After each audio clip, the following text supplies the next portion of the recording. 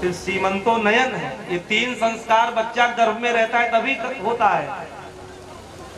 इसकी भी विधि है, बहुत सूक्ष्म विधि है। उसके बाद फिर जात कर्म संस्कार होता है जब जन्म लेता है बच्चा।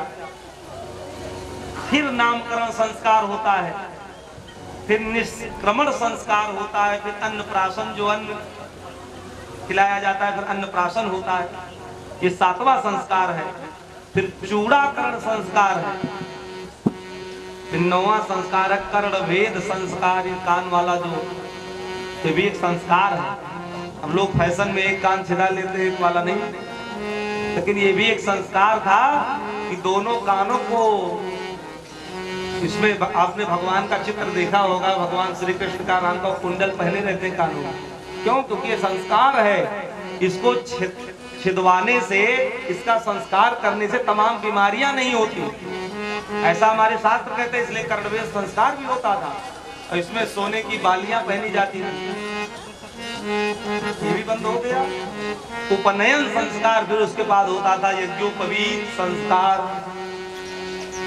वो भी लोग विवाह में होता है और फिर विवाह तक ही करके फिर उसको खूंटी पे टांग देते हैं, जनियों से भी दूर हो जाते हैं। यज्ञ करने का अधिकारी वही है जिसके पास यज्ञोपवीत है, और जिसके पास यज्ञोपवीत नहीं है वो यज्ञ करने का अधिकारी, पूजा करने का अधिकारी नहीं है। गायत्री जपने का अधिकार उसी को है जिसके पास यज्ञोपवीत है। और हमने अपना शिखा, हमने अपना चंदन, हमने अपना जनियों छोड़ दिया। अब उसको पहनने में आज के युवा शर्म महसूस करते हैं कि कौन इसको पहनेगा, इतना नियम कैसे करेगा। तिवारी जी हमारे दिखा रहे भाई, हम जो है धारण किए हैं। धारण करना ही चाहिए, ये हमारी संस्कृति है, ये ब्रह्मास्त्र है। और हमारा शिखा, हमारे यज्ञोपवीत हमारे पास नहीं होगा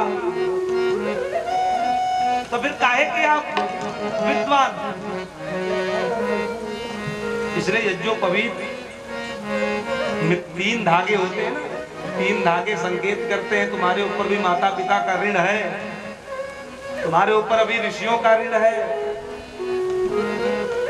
तुम्हारे ऊपर भी पितरों का ऋण है। इसलिए इस ऋण से तभी पूर्ण होगे जब उनकी सेवा करोगे, जब भगवान का भजन करोगे।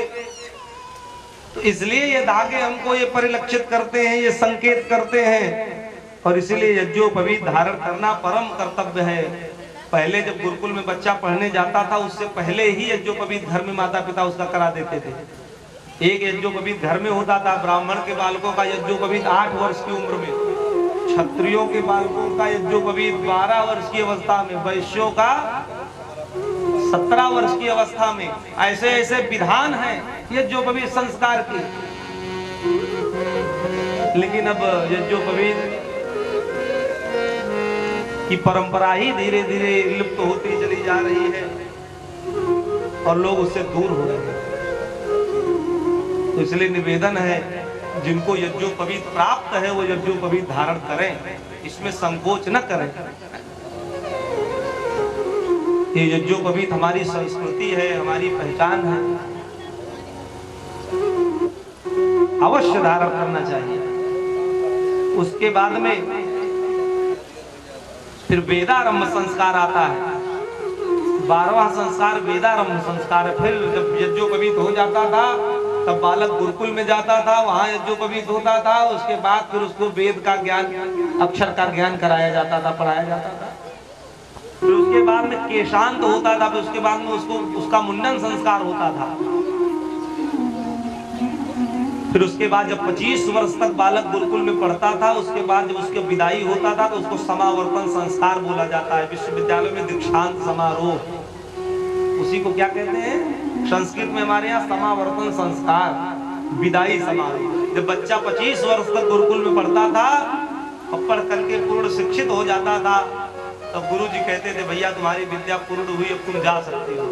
तो गुरु जी को गुरु दक्षिणा दे करके फिर अपने गृहस्थ में जाता था, विवाह करता था, फिर अपने गृहस्थ में प्रवेश करता था। उसी को समावर्तन संस्कार कहा जाता है। उसके बाद 15वां संस्कार विवाह संस्कार है, 15वें नंबर का संस्कार। और उसके बाद फिर अंत्येष्टि संस्कार, सबसे अंतिम संस्कार क्या है? विवाह के बाद सबसे अंतिम संस्कार अंत्येष्टि, जब शरीर से प्राण निकल जाता है, ये भी एक संस्कार है, इसकी भी एक विधि है। उस विधि के अनुसार अंत्येष्टि क्रिया भी होनी चाहिए। ये 16 प्रकार के संस्कार हैं और आज हमारे घरों में वो संस्कार होना बंद हो गए। हम संस्कारों का नाम ही नहीं जानते, संस्कार के महत्व को ही नहीं जानते और कहते हैं कि हमारे बालक संस्कारी हो जाएं, हमारी आज्ञा का पालन करें, हमारे कहे वचनों का पालन करें। जब संस्कार कर ही नहीं रहे हो तो फिर संस्कारी होंगे कैसे? संस्कार से ही तो संस्कार बनेगा, संस्कृति से ही तो संस्कार बनेगा।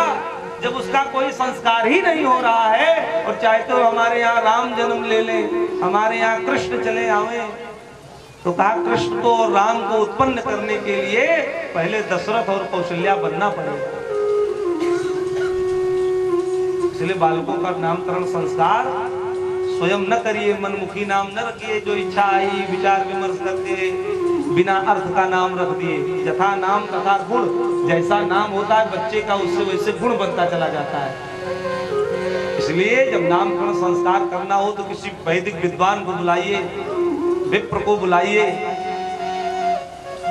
घड़ी वार नक्षत्र तिथि आज देख करके जब उस अनुसार नामकरण संस्कार होगा तब बच्चे के ऊपर प्रभाव पड़ेगा। इसलिए मनमुखी नाम नहीं होना चाहिए। भगवान राम का भी नामकरण संस्कार हुआ तो वशिष्ठ जी आए और वशिष्ठ जी ने नामकरण संस्कार किया। क्या जरूरत थी? भगवान है, उनके नामकरण की कोई आवश्यकता थी? लेकिन नहीं, उन्होंने संसार के लोगों को ये शिक्षा दी कि संस्कार करना जीवन में परम आवश्यक है। देख लो, मेरा भी सारा संस्कार हुआ, कृष्ण का भी सारा संस्कार हुआ, राम जी का भी संस्कार हुआ। इसलिए संस्कारों का बड़ा महत्व है, संस्कार अवश्य करने चाहिए बच्चों के। एक व्यक्ति के 3 पुत्र थे तो 2 का नाम तो खुद ही रख लिया, तीसरे का मन में विचार आ गया, किसी पंडित जी ने बता दिया भाई नामकरण संस्कार मनमुखी न करो, किसी विद्वान को बुलाओ और उसके अनुसार करो। तो समझ गया, तो पंडित जी के पास गया, पंडित जी नामकरण संस्कार करना है। कहा चलिए कल आएंगे। पंडित जी पहुंचे नामकरण संस्कार करने के लिए, तो कहा दोनों बालकों का नामकरण तो खुद ही किया था। कहा भैया आपने दोनों बालकों का नामकरण खुद ही कर लिया, तीसरे में हमको बुलाया। कहा क्या नाम रखे दोनों का? तो कहा एक का नाम अंजन रखे, कहा दूसरे का नाम रंजन रखे। तो कहा बात तीसरे का नाम गुलमंजन रख लीजिए, हमको क्यों बुलाया? जब ऐसे ही नामकरण संस्कार करने हैं जिसका कोई अर्थ नहीं, कोई मतलब नहीं, तो मनमुखी नाम रखना है, खुद ही रख लो। तो नाम भी ऐसे हो जिसका कोई अर्थ निकले। पहले जमाने में जब नामकरण संस्कार होता था, जो हमारे पुराने भाई बंधु बैठे हैं वो अपने नामों को स्मरण कर ले, कितना सुंदर नाम होता था। हमारे यजमान जी, इन्हीं का नाम देख लीजिए, श्री जगदम्बा प्रसाद तिवारी जी, कितना सुंदर नाम, इसका कितना सुंदर आता है। इनके सुपुत्र जी बैठे शिव कुमार जी, कृष्ण कुमार जी, देखिए कितना सुंदर नाम है। शिव माने कल्याण करने वाला। तो ऐसे नाम हो जिसका कोई अर्थ निकले, जिसके उच्चारण से अंतःकरण पवित्र हो जाए, मन की भावनाएं पवित्र हो जाए, भगवान का नाम स्मरण हो जाए। अब आजकल की जो माताएं हैं वो खुद ही नामकरण संस्कार बच्चों का कर लेती हैं। अब ऐसे छोटे कहेंगे छोटा नाम रखिए पंडित जी, बिल्कुल छोटा, और खुद ही छोटा एक अक्षर का नाम रखेंगे, बिल्कुल सूक्ष्म, जिसका कोई मतलब नहीं, निरर्थक नाम। ऐसे ऐसे नाम सुनेंगे आप जिसका कोई अर्थ ही संस्कृत साहित्य में है ही नहीं। इसलिए नामकरण संस्कार खुद न करिए, क्योंकि पूरे जीवन का सवाल होता है। जो एक बार नाम रख गया पूरे जीवन चलेगा। जय हो लो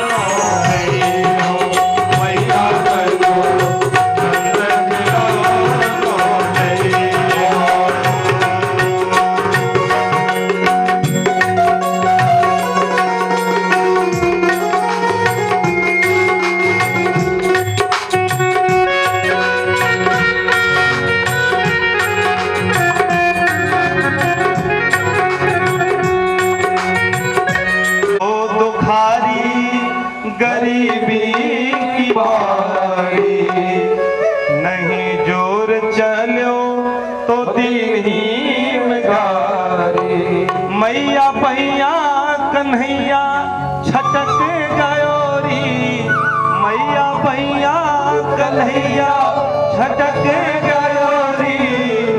नंदरानी तेरो लाला जबर भयोरी, नंदरानी तेरो लाला जबर भयोरी। मोरी मटकी उलट के पलट गयोरी, मोरी मटकी उलट के पलट गयोरी। नंदरानी तेरो लाला जबर भयोरी, नंदरानी तेरो लाला जबर भयोरी। बोले वृंदावन बिहारी लाल की जय हो। तो बंधुओं, कन्हैया की शिकायत सारी गोपियां लेके आती हैं और सब यही कहती हैं कि अपने कन्हैया को रोक लो। और ये तो बाहें छुड़ा करके भाग जाता है, माखन चुराता है, मिश्री चुराता है। लेकिन यशोदा किसी की भी बात मानने को राजी नहीं है, क्योंकि वो स्वयं कहती है हमारे यहाँ 9 लाख गायें हैं, दूध दही की नदियाँ बहती हैं, कैसे मान ले कन्हैया तुम्हारे यहाँ चोरी करने जाता है। और बंधु भगवान अद्भुत लीला करते हैं। एकदा ग्रहदाशेषु यशोदानंद गेहिनी और कर्मांतर नियुक्तासो निर्ममंथ स्वयं दधी। एक दिन यशोदा बैठी थी आंगन में तो दही मथ रही, इतने में कन्हैया आ गया। कन्हैया को गोद में ले लिया, स्तनपान कराने लगी। इतने में देखी कि गाय पद्मगंधा गाय का दूध चूल्हे पे रखा है, उबलने लगा। तो कन्हैया दूध पी के छके भी नहीं थे। मैया ने झट से कन्हैया को उतार करके नीचे किया और दौड़ी दौड़ी गई और उस गाय के दूध पतीले को उतार करके दूध को नीचे रखने लगी और उबाल मार करके तब तक अग्नि में जा चुका था। मानो वो पद्मगंधा गाय का दूध ये कह रहा था कि मैं जन्म जन्म से भगवान को मिलने के लिए आ रहा हूँ, लेकिन भगवान है कि मेरा स्पर्श ही नहीं कर रहे हैं। तो भगवान का स्पर्श ना हो तो इस जीवन को रख करके मतलब ही क्या, इससे अच्छा अग्नि में कूद करके प्राणांत कर लो। इसलिए वो दूध अपने को धिक्कार करके अग्नि में कूद करके समाप्त हो जा रहा। भगवान चिढ़ गए। भगवान कहने लगे कि यशोदा मैया को हमारे लग रहा है दूध से ज्यादा प्रेम है, कन्हैया से कम प्रेम है। गुस्सा गए कि अगर हमसे ज्यादा प्रेम इस दूध को है तो उसी दूध को स्नेह करें। और दौड़े दौड़े गए आंगन में जितनी मटकी रखी थी दही वाली उठा के ले आए और चबूतरे में पटकना शुरू किए। 20 मटकियां मक्खन की ला करके फोड़ दिए। यशोदा ने देखा तो दौड़ी दौड़ी आई और कहा कन्हैया आज तुझको कोई नहीं बचा सकता मुझसे।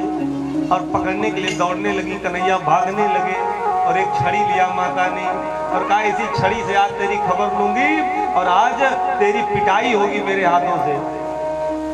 तुम्हारे अंदर इतना ईगो, इतना गुस्सा आ गया कि तुमने सारी मटकी फोड़ दी मक्खन की। तुम्हारी हिम्मत कैसे हुई मटकी फोड़ने की? और यशोदा पकड़ने के लिए दौड़ रही है। भगवान आंगने में भाग रहे हैं। छोटी सी अवस्था है, छोटे छोटे पैर है, छोटे छोटे हाथ है। भगवान भाग रहे हैं और वृद्ध यशोदा दौड़ा रही है भगवान को। लेकिन भगवान जब तक स्वयं न बंध जाए तब तक संसार का जीव बांध। भगवान भगा रहे हैं, यशोदा भाग रही है। फिर भगवान ने सोचा मेरी माँ है, वृद्ध हो गई है और कष्ट होगा इनको, इसलिए लाओ बंध जाता। भगवान रुक गए, रोने लगे। आंख मींज मींज करके कि अभी मैया मारेगी तो हो सकता रोने लगो, पहले इस तरह से तो बच जाओ।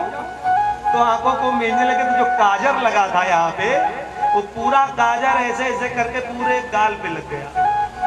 पूरे गाल पे काजर लग गया और ऐसे ऐसे उसको चलाने लगे। चलाने लगा कन्हैया। लेकिन मैया को क्रोध इतना ज्यादा था, कन्हैया को झट से पकड़ लिया और उखल में ला करके कहा रस्सी से बांधूंगी तुझको और पूरे दोपहर भर इसी पे लगा रहेगा। और रस्सियों से बांधना शुरू किया और भैया पूरे घर की रस्सी ले आई। 2 अंगुल रस्सी छोटी पड़ जाती थी, कुछ भी लाती थी 2 अंगुल रस्सी छोटी हो जाए, कुछ भी करें 2 अंगुल रस्सी छोटी हो जाए, 2 अंगुल छोटी हो जाए। पूरे महल की रस्सियां लगा दी लेकिन 2 अंगुल रस्सी छोटी हो गई। भगवान बधे। भगवान कहते हैं यशोदा मैया मुझको कोई बांध नहीं सकता, जब तक मैं स्वयं न बंध जाऊं तब तक संसार का व्यक्ति हमको नहीं बांध सकता। फिर भगवान ने सोचा लाओ बंध जाए, नहीं तो मेरी माँ है परेशान हो जाएगी। भगवान बंध भी गए। शास्त्र कहते हैं 2 अंगुल रस्सी छोटी क्यों हो रही थी, कारण क्या है? इसलिए 2 अंगुल रस्सी छोटी हो रही थी क्योंकि भगवान के आंगन में 2 वृक्ष खड़े थे, यमल और अर्जुन, जो श्रापित थे और इनका उद्धार भगवान से ही होने वाला था। इसलिए भगवान को दोनों वृक्षों को तारना था, इसलिए 2 अंगुल रस्सी छोटी हो जा रही थी। दूसरा भाव संत देते हैं, भगवान कहते हैं मैं केवल सतो गुण से भक्तों के वश में होता हूँ, रजोगुण और तमोगुण से उनके वश में नहीं होता, इसलिए 2 अंगुल रस्सी छोटी पड़ जा रही थी। तीसरा भाव संत देते हैं कि भगवत कृपा से द्वैतानुरागी भी मुक्त हो जाते हैं और असंग भी प्रेम से बंध जाता है, इसलिए 2 अंगुल रस्सी छोटी हो जा रही थी। कृष्ण कृष्ण महायोगिस्तमाद्यः पुरुषः परः व्यक्त व्यक्तमिदं विश्वं रूपं ते ब्रह्मणा विदुः। और मैया उखल से बांध करके और दोपहरी में, जेठ की दोपहरी में छोड़ दिया कन्हैया को। कन्हैया आज न भोजन मिलेगा न जल मिलेगा, आज तेरी यही सजा है, पूरे दोपहर इसी पे खड़ा रहो। मैया चली गई। कन्हैया मौका ढूंढ रहे थे, झट से उखल गिराया और ढनकते ढनकते 2 वृक्ष जो खड़े थे यमल अर्जुन, उन्हीं के बीच से क्रॉस करके निकल गए उस पार। जैसे निकले तैसे वृक्ष गिरा धाम से पृथ्वी पर, और जैसे गिरा तैसे उसमें से 2 पुरुष निकले। जब वृक्ष गिरा आवाज हुई, 2 दिव्य पुरुष निकले जो पीली पीतांबर, मुकुट, गले में माला, कानों में कुंडल पहने हुए दीप्यमान हो रहे थे। हाथ जोड़ के भगवान से विनती करने लगे, कृष्ण कृष्ण महायोगिं त्वमाद्यं पुरुषः परः अव्यक्त व्यक्तमिदं विश्वं रूपं ते ब्रह्मणा विदुः। हे प्रभु, हे सच्चिदानंद स्वरूप, सबके अंतःकरण में विराजमान रहने वाले, सबके हृदय में विराजमान होकर के सबको चेतनता प्रदान कराने वाले प्रभु, आपको बारंबार प्रणाम है। ये दोनों भक्त कौन थे? कहा ये कुबेर के पुत्र नल कुबर और मणिग्रीव थे। शंकर जी के भक्त होने के कारण नारद अभिमान के कारण पत्नियों के साथ स्नान कर रहे थे। नारद जी निकले, स्त्रियों ने तो सम्मान किया लेकिन नल कुबर और मणिग्रीव ने सम्मान नहीं किया, श्राप दे दिया कि जाओ तुम दोनों जड़ हो जाओ। जब प्रार्थना करने लगे तो कहा भगवान श्री कृष्ण द्वापर में आएंगे, उन्हीं के आंगन के तुम वृक्ष बनोगे और भगवान का स्पर्श पा करके तुम्हारा उद्धार हो जाएगा। आज इन दोनों का उद्धार भगवान ने कर दिया, दिव्य रूप धारण करके भगवान के लोक चले गए। आगे भगवान ने माटी खाने की लीला की। भगवान मिट्टी भी खाते हैं, क्यों खाते हैं? उसमें भी राज है। एकदा क्रीडमानास्ते रामाद्या गोपदारकाः कृष्णो मृदं भक्षितवानिति मात्रे न्यवेदयन्। कहते एकदा क्रीडमानास्ते रामाद्या गोपदारकाः, कहते एक बार बलराम के साथ में भगवान श्री कृष्ण गैया चराने चले गए और गायें चराते चराते भगवान ने हाथ से मिट्टी उठाई और खा ली। एक बार नहीं कई बार ग्रहण किए तो बलराम ने कहा आज तेरी मैया यशोदा से जरूर बताऊंगा कि तेरा लाला मिट्टी खाना शुरू कर दिया, माखन मिश्री होते हुए भी ये मिट्टी खाता है। भगवान कहते हैं भैया बताना नहीं, भगवान कहते हैं भैया बताना नहीं, अब नहीं खाऊंगा। लेकिन बलराम कहते हैं बताऊंगा, क्योंकि अभी बता दूंगा तो तुमको दंड मिलेगा और फिर तुम मिट्टी कभी नहीं खाओगे। और बलराम जी आए और बता दिया यशोदा मैया मैया तेरे लाला ने आज तो मिट्टी खा ली। यशोदा क्रोधित हो गई, कन्हैया का कान पकड़ लिया, क्यों कन्हैया मिट्टी खाई है? नहीं नहीं मैया हमने मिट्टी नहीं खाई है। नहीं नहीं बलराम जी झूठ नहीं बोल सकते, तुमने मिट्टी खाई होगी तभी तुम्हारे भैया कह रहे हैं चलो मुख दिखाओ। और जैसे मुंह को खोला, जैसे मुंह को खोला तो अगणित रवि शशि शिव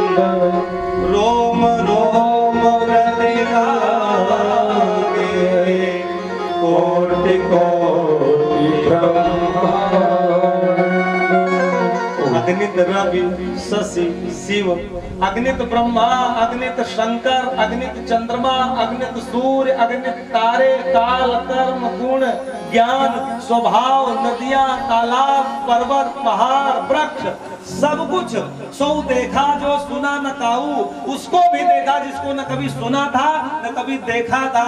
उस यशोदा मैया ने भगवान की उसी मुख में सब कुछ देख लिया। दिखरावा माता ने अद्भुत रूप अखंड, एक एक रोए में करोड़ों करोड़ों ब्रह्मांड लटक रहे हैं। ऐसा अद्भुत रूप देखा यशोदा ने नेत्र बंद कर लिया। क्यों? नेत्र ये नेत्र बाहरी नेत्र भगवान के स्वरूप का दर्शन नहीं कर पाएंगे। अगर ये समझो कि बाहरी स्वरूप से भगवान का दर्शन हो जाए तो प्रतीक रूप से तो बाहरी स्वरूप से भगवान का दर्शन हो जाएगा।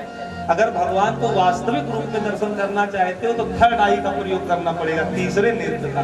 वो तीसरा नेत्र ध्यान का नेत्र है। जब ध्यान के नेत्र से भगवान को देखोगे तभी देख पाओगे। इन आंखों में इतनी सामर्थ्य नहीं है कि भगवान के स्वरूप को देखें। क्यों? कुरुक्षेत्र में जब भगवान योगी राज श्री कृष्ण अर्जुन को अपना विकराल विकट स्वरूप दिखाने जा रहे थे तो उनको थर्ड आई दी। कहा अर्जुन तुम इन आंखों से मेरा स्वरूप नहीं देख पाओगे, इसके लिए तुमको हमें विशेष आंखें देनी पड़ेगी जो ध्यान की आंख है। जब तीसरा नेत्र दिया तब बड़ी सरलता और सहजता से भगवान के स्वरूप को देख पाए। तो भगवान को देखना है तो भैया ध्यान के नेत्र का प्रयोग करो, 10-5 मिनट ध्यान किया करो, उससे मन मस्तिष्क सब सही रहेगा। बैठ जाओ और भगवान का चित्र बनाओ, मंदिर बनाओ, मूर्ति स्थापित करो, ओम का उच्चारण करो, राम जी के नाम का स्मरण करो, ध्यान करो, योग करो। हाँ, भगवान ध्यान से मिल जाते हैं सरलता से। तो माता ने नेत्र बंद कर लिया और भगवान का हृदय में दर्शन करने लगा। पुत्र मान बैठी है तो भगवान है। भगवान ने फिर बालक स्वरूप धारण कर लिया। मैया यशोदा ने झट से भगवान को गोद में ले लिया। भगवान कहने लगे देखो मैया, जो स्वरूप मैंने आपको दिखाया है किसी से बताना नहीं। मैया कहती हम सबसे बताएंगे। नहीं बताना नहीं मैया, हाथ जोड़ता हूँ। मैया ने कहा हम सबसे बताएंगे। भगवान कहते ना बताने का घूस क्या लेगा, बताइए क्या लेंगे जिससे न बताएं आप। जो लेना हो, जो देना चाहते हो यही दे दो। ये माया संसार के लोगों को तो मोहित करे, लेकिन हम आपकी माया से न मोहित हो। संसार का जीव भले मोहित हो जाए लेकिन हम मोहित न हो। भगवान ने तथास्तु कह दिया। ऐसे बंधु भगवान अद्भुत लीला करते हैं, अद्भुत लीलाधारी हैं।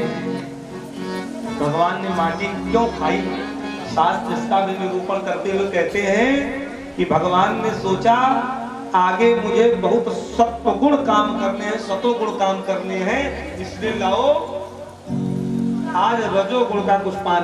साहित्य में पृथ्वी का एक नाम क्षमा है। तो भगवान ने सोचा बहुत से लोगों को आगे हमको क्षमा भी करना है, बहुत से दुष्टों का उद्धार भी करना है, इसलिए लाओ क्षमा। भगवान कहते हैं इस अवतार में पृथ्वी का हित करना है हमको। विप्र धेनु सुर संत हित लीन मनुज अवतार, निज इच्छा निर्मित तनु माया कुरूपा। पृथ्वी का उद्धार भाव संत देते हैं। पहले विष भक्षण किया, अब मिट्टी खा करके अपने दांतों का परिमार्जन लाओ करने भगवान ने इसलिए मिट्टी खा ली। भगवान ने मिट्टी नहीं खाई, भगवान ने अपने भक्तों के चरणों के रज को अपने मुख में रख लिया। भगवान ने कहा जो मेरे भक्त होते हैं मैं उनके चरणों का दास हूँ, मेरे मुकुट के मणि हैं, इसलिए जिस वृंदावन की भूमि पर मेरे भक्त विचरण करते रहते हैं हम उनके चरणों। और ब्रह्मा विनती करते हैं प्रभु यदि हमको मनुष्य बना देना तो वृंदावन का बनाना, यदि पक्षी बनाना तो कदम के वृक्ष के ऊपर बैठ करके आपका बाट निहारता रहो। पक्षी बना देना तो वृंदावन का ही बनाना। अगर मिट्टी भी बना देना तो वृंदावन की बनाना। अगर ग्वाल भी बना देना तो वृंदावन का बनाना। अगर प्रभु खड़ाऊ भी बना देना तो अपने चरण कमलों का बनाना। रेत भी बना देना तो यमुना के किनारे का रेत बना देना जहां आप लीला करते हो। और प्रभु यदि गाय बनाना तो अपने ही बाड़े की गाय बनाना, जिसको चराने के लिए आप गोवर्धन की तलहटी में लेकर जाते हो वही गाय बना देना। विनती करते हैं कि मानुष हो तो वही रस खान, बसो मिल गोकुल गांव के द्वारन, और जो पशु हो तो कहाँ बस मेरो, चरो नित नंद की धेनु मझारन, तो पाहन हो तो वही गिरि को, जो धर्यो कर छत्र पुरंदर धारन, और जो खग हो तो बसेरो करो, मिल कालिंदी कूल कदम्ब की डारन। यदि पक्षी भी बनाना प्रभु तो उसी कदम्ब के वृक्ष के ऊपर का पक्षी बना देना, मनुष्य बनाना तो गोकुल के ग्वाल बालों में बना देना, पशु भी बनाना तो गैयों के मध्य में बना देना, पर्वत बनाना तो गोवर्धन बना देना, जिसको आपने 7 दिनों तक इसी कनिष्ठिका उंगली पर उठाए रखा। भगवान ने तथास्तु कह दिया, ब्रह्मा जी आपकी मनोकामना पूर्ण होगी। ऐसे भगवान बंधु अद्भुत लीलाधारी हैं, अद्भुत लीला करते हैं। इनके विषय में जितना कहा जाए उतना कम है।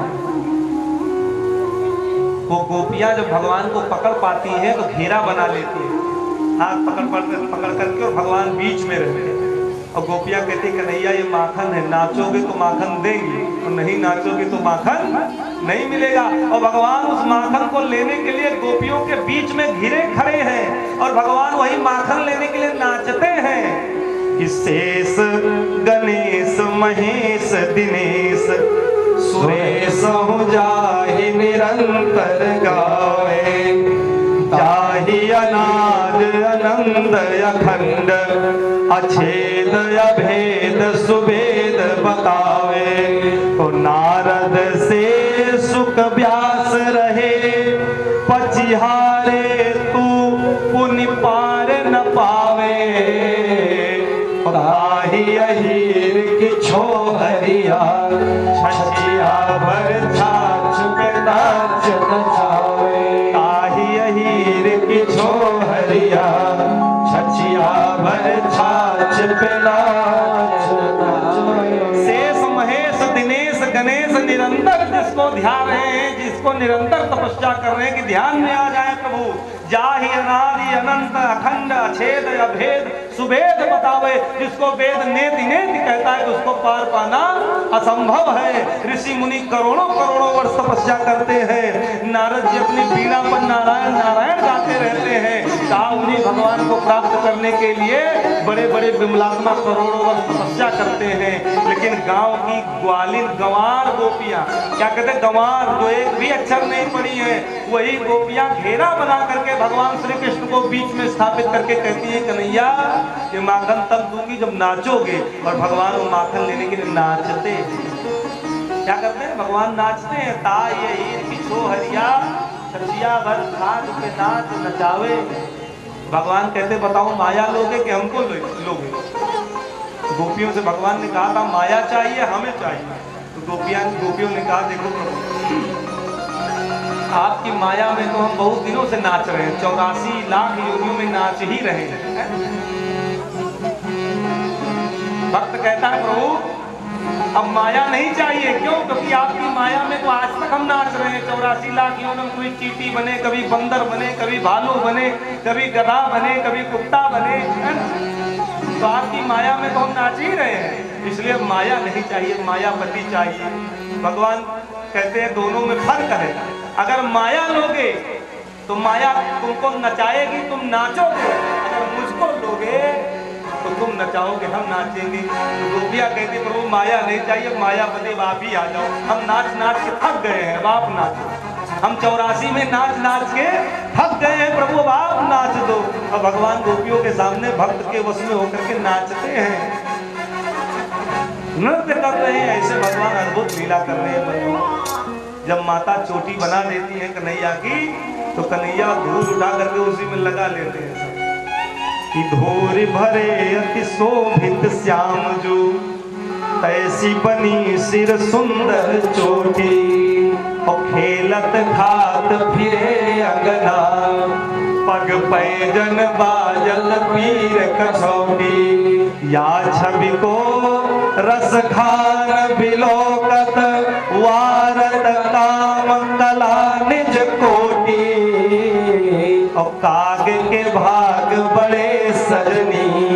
हरि हाथ से ले गए माखन रोटी। काग के भाग बड़े सजनी हरि हाथ से ले गए माखन रोटी। धूल भरे अति शोभित श्याम ऐसी बनी शिव सुंदर चोटी।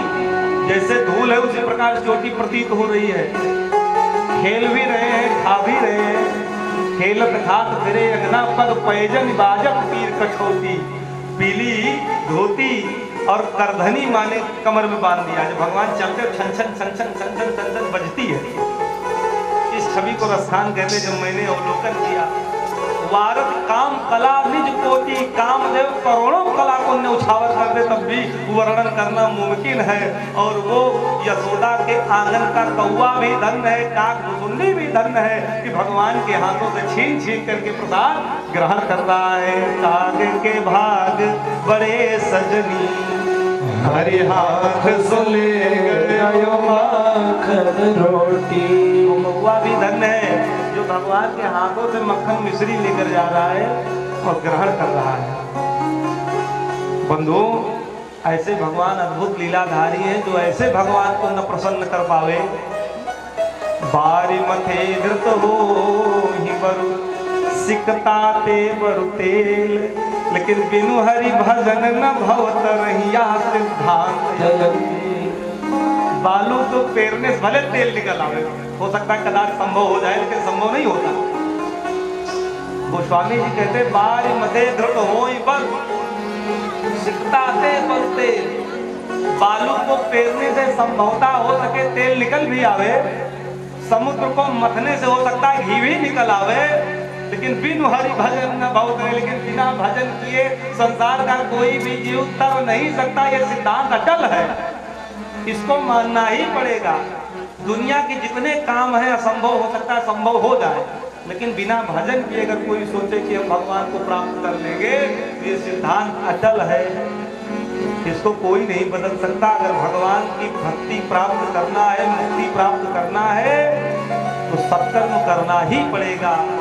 बहुत कुछ दिया है तेरा सुख दिया है, तेरा सुख दिया है मुझे तूने मालिक। बहुत कुछ दिया है मुझे तूने मालिक, बहुत कुछ दिया है तेरा शुक्रिया है, तेरा शुक्रिया है, तेरा शुक्रिया है, तेरा शुक्रिया है।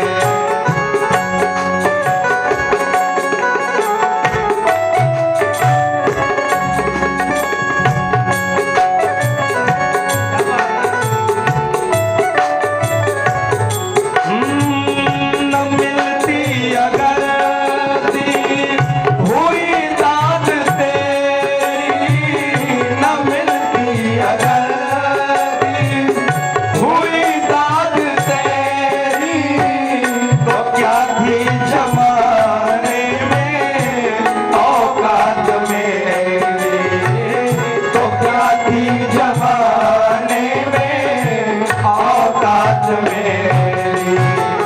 ये बंदा तो तेरे सहारे जिया है, ये बंदा तो तेरे सहारे जिया है, तेरा शुक्रिया है, तेरा शुक्रिया है, तेरा शुक्रिया है, तेरा शुक्रिया है।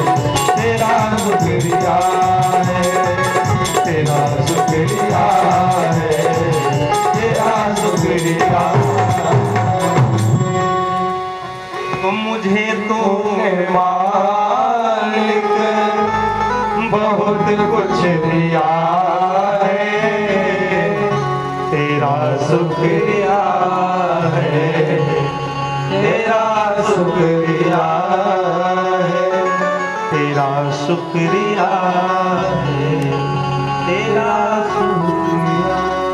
मंत्र नहीं आता कोई बात नहीं, श्लोक नहीं आता कोई बात नहीं, शास्त्र कहते सब छोड़, कुछ ना आवे कोई बात नहीं, लेकिन हमारे स्थान पर बैठ करके इतना तो कम से कम कह दो कि प्रभु बहुत बहुत धन्यवाद, बहुत बहुत आपका आभार, आपने इतना सुंदर मनुष्य का शरीर दे दिया, मैंने मानव जन्म तुझको हीरा दिया, तू वृथा में गंवाए तो मैं क्या करूं, मूढ़ मृगतुल्य चारों दिशाओं में तू ढूंढने मुझको जाए, कोसता दोष देता तो मुझको सदा, मुझको ये ना दिया, मुझको वो ना दिया, कोसता दोष देता तो मुझको सदा, मुझको ये ना दिया, मुझको वो ना दिया, और श्रेष्ठ सबसे मनुज तन तुझे दे दिया, सब्र फिर भी ना आए तो मैं क्या करूं।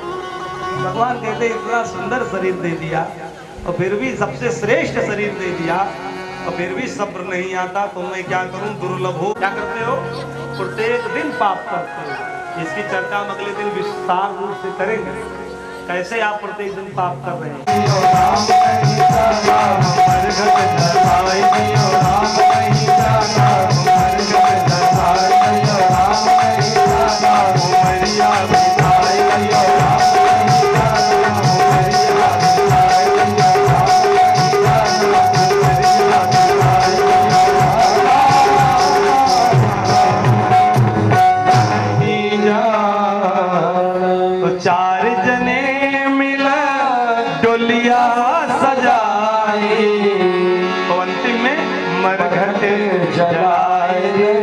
लेकिन राम नहीं जाना मरिया बिताए दियो, राम नहीं जाना।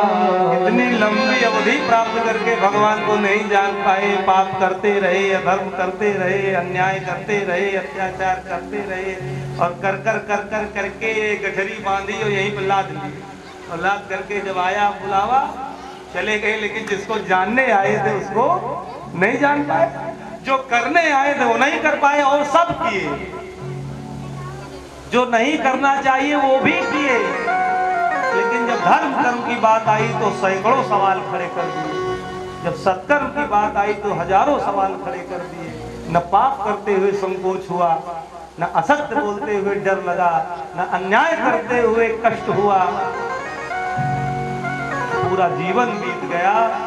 जो जानने के लिए हम आए थे, जो जनाने के लिए आए थे, वही नहीं कर पाए और अंतिम में इस दुनिया के चौराहे पर कितनों से मेल मिला हुआ, कितनों से मिले मजबूरी में, कितनों से अपने आप हुआ, तो कुछ से मिलकर के खुशी हुई, कुछ से मिलकर संताप हुआ, जिससे मिलना था मिल न सके, इस कारण पश्चाताप हुआ, जिससे मिलना था मिल न सके, इस कारण पश्चाताप।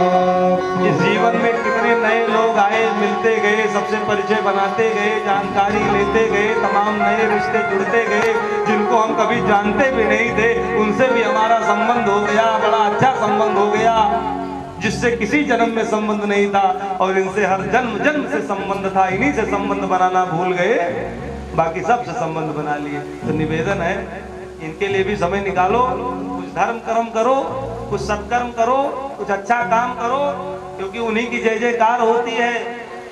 हम नहीं कहते तो नाग नागिन को छेड़ो तो छेड़ो करो, लेकिन उसके फन पे न नाचो, श्याम पैया पड़ो, नदी नाले न जाओ। माँ गोदी में ले ली तो लेकर के कहती कन्हैया में रोकती थी, नदी नाले न जाओ, बीच धारा न जाओ, काली नाग को न छेड़ो, उसके फन पे न नाचो, लेकिन तुम मानते नहीं थे। भगवान ने बचा दिया, मेरा लाला बच गया। और उसका विधि पूर्वक पंचगव्य से स्नान कराया गया, अगन्यास कर न्यास कराया गया और वो कालिया नाग का भगवान ने उद्धार कर दिया। वो उस यमुना के हृदय को छोड़ करके रमण द्वीप पक्षभुज के बीच द्वारिका चला गया। उसके बाद में बंधु भगवान ने चीर तेरे माथे मुकुट विराज रहो, तेरे गोवर्धन महाराज महाराज, तेरे माथे मुकुट विराज रहो, तेरे गोवर्धन महाराज महाराज, तेरे माथे मुकुट विराज रहो, तेरे गोवर्धन महाराज महाराज,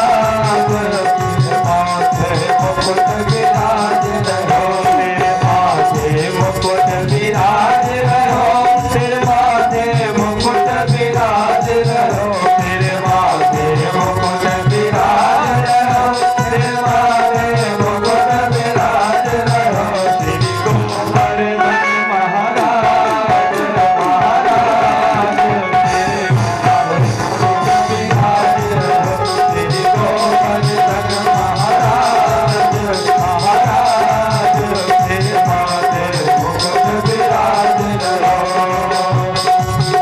जय हो।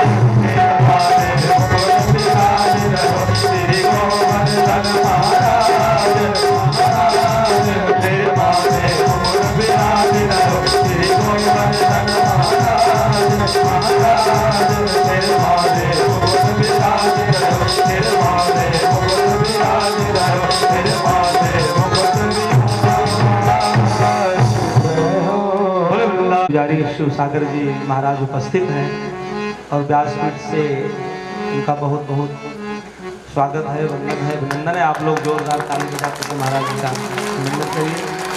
बहुत बहुत मंगल कामना है महाराज जी के लिए। बोले वृंदावन बिहारी लाल की।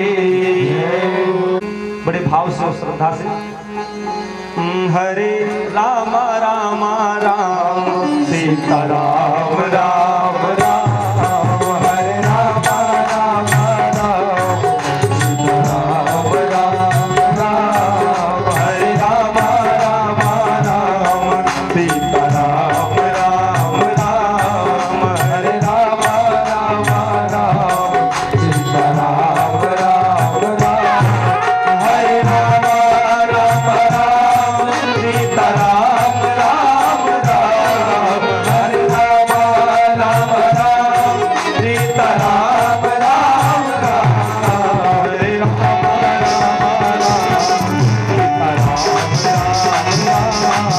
हरे राम राम सीता राम राम राम हरे श्याम सीता राम राम राम सीता राम राम राम राधे श्याम श्याम श्याम राधे श्याम श्याम बोले वृंदावन बिहारी लाल की। श्रीमद् भागवत महापुराण की व्यास भगवान की सुखदेव महाराज की जय हो।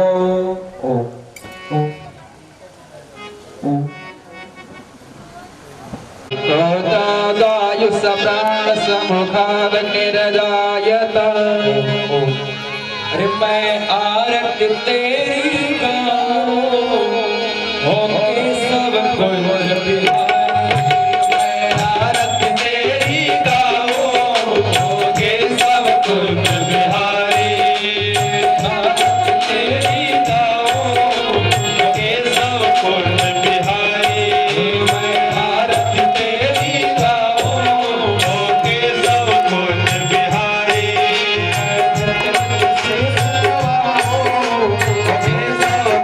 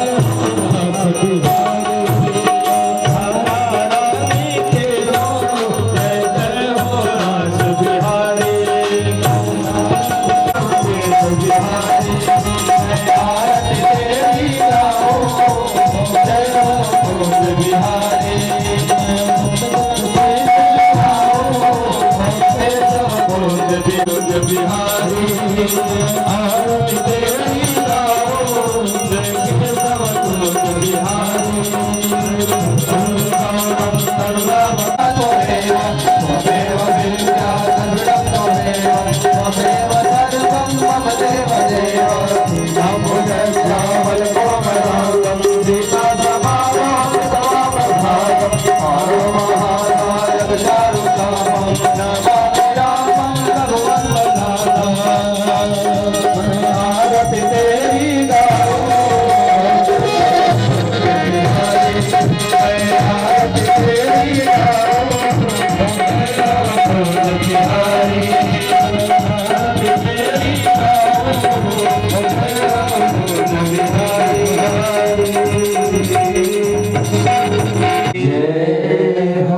हनुमान जी महाराज की जय हो। ओम अकारण करुणा वरुणालय भक्तवांछा कल्पतरो परम ब्रह्म परमात्मा के पावन पवित्र चरणों में बारंबार प्रणाम करते हुए हनुमान जी के चरणों में प्रणिपात प्रणाम निवेदित करते हुए मंच पर उपस्थित आचार्यगण, संगीत के बंधु, उपस्थित आदरणीय यजमान जी श्री जगदम्बा प्रसाद तिवारी जी, उनके सुपुत्र शिव कुमार जी, कृष्ण कुमार जी, आदरणीय हरे जी, समस्त भद्र पुरुषों, मातृशक्ति वंदनीय कार्यकर्ताओं, आइए आज षष्ठम दिवस की मंगलमयी वेला में प्रवेश करने से पूर्व कुछ क्षण भगवान के दिव्य नामों का गुणगान करते हैं, भगवान के दिव्य नामों का स्मरण करते हैं और उसके बाद में भागवत भागीरथी में प्रवेश करें बड़े श्रद्धा और भक्ति के साथ मिलकर के।